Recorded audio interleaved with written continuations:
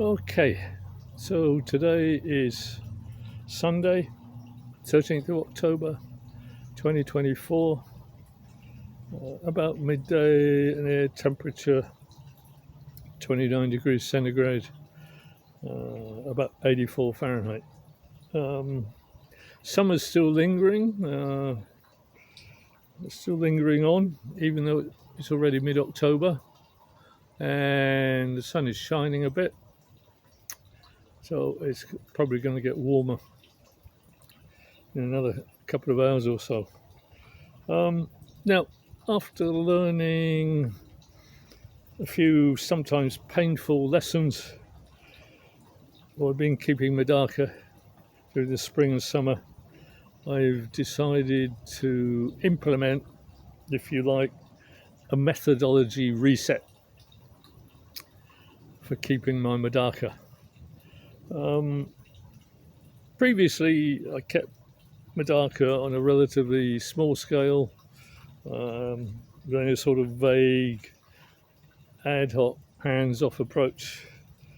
And because MEDAKA are tough and adaptable, enough of them survived for me to think that my approach generally worked okay, and I was reasonably happy with the results. However, this year I got more ambitious and tried to implement a relatively controlled breeding plan so I could increase my stock of MEDAKA to have a lot of MEDAKA in my pond.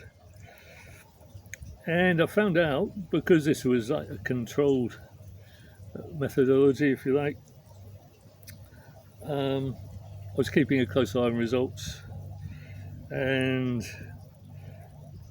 I found that some parts of my methodology turned out to be not very good, and overall I think my results were disappointing. So back to the drawing board. So, if you like, a sort of a scorecard for each of the basic procedures in my methodology. I think the five or six procedures maybe, and I think I've described most of them individually in my previous videos back in the spring and the early summer. So first of all, setting up breeding groups. In principle, it worked okay. Mainly I selected the right fish and the right size grouping and whatever. And the breeding groups kept in ceramic tubs like this one. They were fine. But I kept two groups in cheap plastic tubs similar to this. They were a bit bigger than this, but this is a sort of similar thing. These were very, very cheap plastic tubs, and these two groups basically failed to produce any eggs. Now, as I sort of talked about in I think one or two of my previous videos in the spring, I thought perhaps these two groups weren't producing eggs because the strain may have grown weaker or something. But on reflection now, I think the more probable reason is that the cheap plastic in these tubs may have slowly released toxins into the water. As I say, it's cheap, thin plastic, no brand name, they're just whatever I found around. So the toxins probably were not enough to kill the MEDAKA, but enough to weaken them and make them not very healthy, so they didn't produce any eggs. And I think these using these cheap plastic tubs is perhaps the reason for other problems in some of my other procedures, and I'll talk about those in a minute. Okay, procedure number 2 on the list: collecting eggs. Standard using these mops made out of pot scrubbers. That worked okay, no problem. So, if you like, procedures 3 and 4, hatching the eggs and raising the fry, worked okay. I've got this small covered area. I use small tubs like this. Put the eggs in these floating cut-off yogurt pots. Fry hatch out. When they're ready, they can just move out to into the wider water. And I have some ceramic rings there from my pond filter, and they provide a bit of beneficial bacteria and maybe microorganisms for the fry to feed on. The first hatching of autumn is just over in that corner. There's about 3 or 4 Orochi fry, just a few days old. Nothing in this one yet, and nothing in this one yet. But those worked okay. Worked very well in the hatching season in the spring. So I'm going to use it for the autumn hatching season. So procedure 5 in the methodology: grow out fry. Raising fry until they grow out to maybe 15 mm long. Put them with adults. I think the results were disappointing. Slower growth and relatively poorer survival rate compared to what I was expecting. And again, the grow out tubs I used were very cheapest plastic tubs I could find, similar to this, but they were a bit bigger. Cheapest I could find, and they're sort of same type of manufacturer, I think, as this one. And so again, on reflection, with the problems I've had, which appear to be associated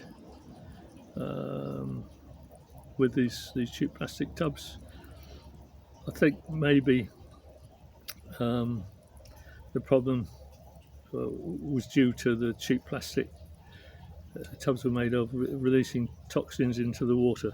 Again, as I say, not enough to kill the fry, but definitely damage their health. Maybe some became so weak they died because the survival rate was not as good as I thought.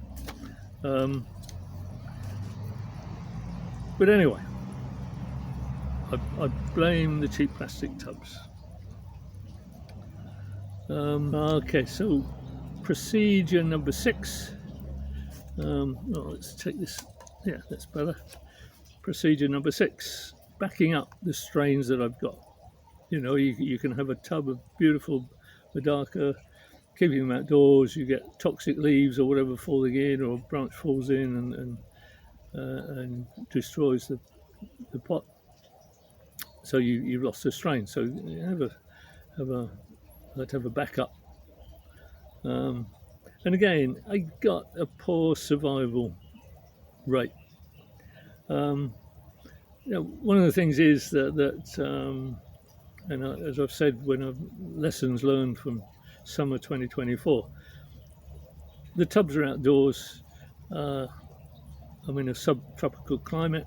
In the summer, you can get long periods of very heavy, very intense rainfall. You know, quite a lot of rain falls within a couple of hours. And this rain sort of is so intense that it really batters the water surface of the tubs. And if the tubs are only, say, 30 cm or 12 inches deep, you know, such as this one, then I think the MEDAKA inside are going to get a physical battering. So again, one of the lessons learned was to put a cover over my tubs in the summer, I think. But anyway, I think combined with that, they were in cheap plastic tubs, and maybe that contributed to poor survival rate. And then while I'm talking about backup, I put a lot of backup in my MEDAKA pond, and nearly all of the backup MEDAKA got eaten by dragonfly larvae. So that was the thing I'd never really experienced before. I've found dragonfly larvae, but when they were small in a pond, you can't see them. So they probably spent 2 or 3 months just eating the MEDAKA one by one. And then I also found that having the strain back up in the pond, if I needed to sort of restock my MEDAKA strain, it's very difficult in a big pond to catch wherever MEDAKA are there, so I could restart the strain if I wanted to. So using my pond as a backup maybe was not a good idea. So wrapping up, I think I said 5 or 6 procedures. I go to procedure number 7, which is generally maintaining my MEDAKA in good health through the spring and summer. And I think basically I didn't do that very well. So it's not okay.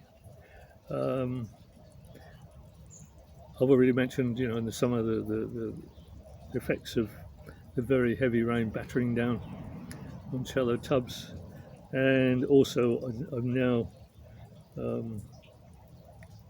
think it's highly probable that the cheap plastic tubs contributed to this, with maybe toxins coming from the plastic material. I may be wrong, I don't know, but there's several coincidences of in these procedures where the cheap plastic tubs seem to feature. So that's it.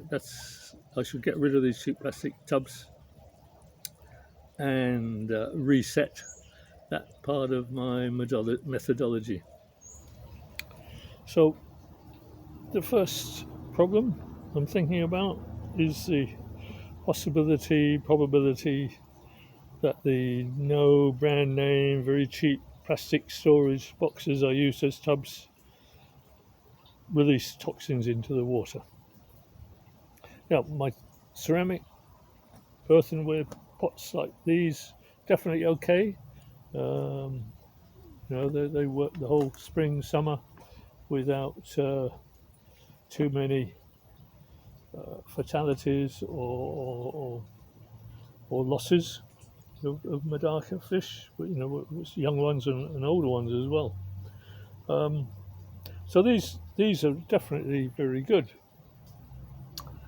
but they're very old. They're now very expensive and quite difficult to obtain. Similar pots like this, and they're very heavy now for me to move around. Now that I'm somewhat elderly, so I need to replace these sort of cheap plastic tubs with better quality, hopefully better quality plastic as well. I think in the US, brand name storage bins like Rubbermaid and Costco are used quite extensively. I see a few videos, YouTube videos now and again on things like that. And so maybe Rubbermaid, Costco, brands like that are okay for keeping MEDAKA. And in Japan, there are well-known types of plastic tubs used extensively. I mean, the one that used to be used very considerably and still is, I think, are the NV storage boxes like this one. And again, in Japan, what they call, I think, Jumbo Tarai 60. I think Tarai means tub or basin. Jumbo Tarai 60 like this often used. And this Terrai 60, I think, are in fact certified as compliant for storage of drinking water under Japan's food sanitation law. So, I mean, obviously they're good. And I assume, those in America, those I've seen used extensively in Japan, are proven to be non-toxic.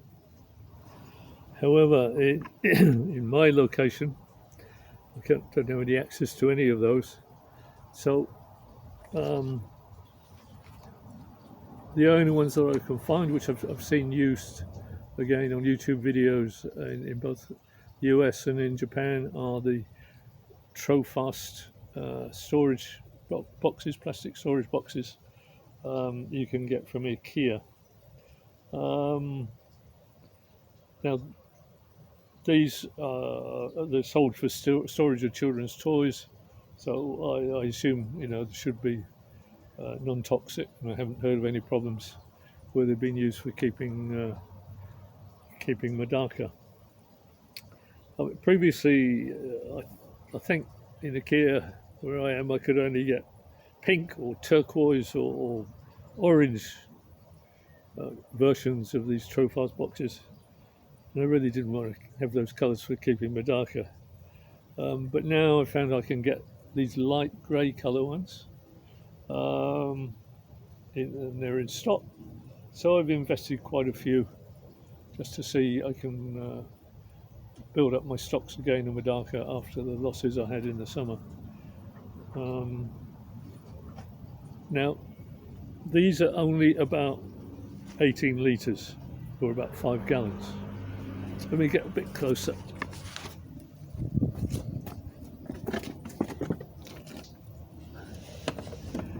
So you can see I've set them up. Some are still empty. I've set them up with various types of MEDAKA I've got. So these are only about 18 litres, and I prefer, at least say 40 litres as to be, or 10 gallons. But at the moment, it seems these Trofast boxes are about the only option that I can get hold of. So it just means I need to maybe have double the number of tubs. There we are. Increases of tubs all over the place. But as I say, I really want to build up my stock of my MEDAKA, different types of MEDAKA that I've got, so that I can feel safe again, that I don't actually lose the strain of any of them.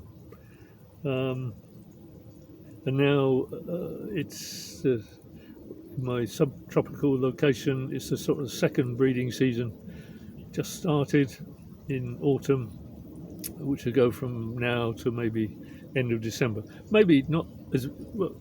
The MEDAKA won't breed as much as they do in the spring, but I should have a reasonable chance of getting some eggs to rebuild my stocks again. So the second problem I decided I'd need to fix is to cover my tubs against very heavy rain in the summer. And so I've lashed something together for these Trofast tubs. It's recycling some old 2x4s and offcuts of timber, some old sort of ceramic tiles to put the tubs on, and some old acrylic sheets, very, very thick and heavy acrylic sheets I recycled from a balcony somewhere. So there we are. It doesn't look very pretty. I still haven't quite finished it, tidy it up, but it still won't look very pretty. But this is my outdoor MEDAKA workshop. Nobody else comes here. It's a part of the garden that nobody looks at apart from me. Except, of course, for the few hundred people who might watch my videos, but I don't think they really care what it looks like either. Now the next job is to construct a cover for the tubs. So I must get on and do that while I'm in the mood. Yeah, it's hard work looking after MEDAKA outdoors. Okay,